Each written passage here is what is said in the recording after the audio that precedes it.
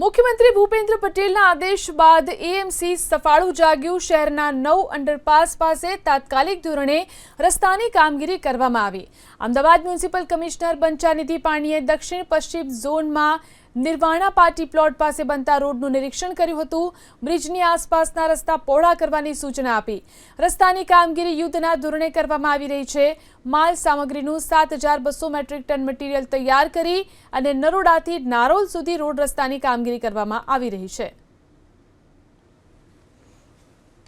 રાજ્યના માનનીય મુખ્યમંત્રી શ્રી દ્વારા રોડ બાબતે જે જરૂરી સૂચનો અને સૂચના આપવામાં આવી હતી એમાં મહાનગરપાલિકા દ્વારા કે 7 ઝોનની અંદર અને 48 વોર્ડની અંદર આ જે રોડની કામગીરી છે એ ઝડપથી કરવામાં આવી રહી છે। હાલ 7200 મેટ્રિક ટન જેટલું કામ અને મહાનગરની અંદર 13 જેટલા પેવર હાલમાં ચાલી રહ્યા છે અધિકારી દ્વારા।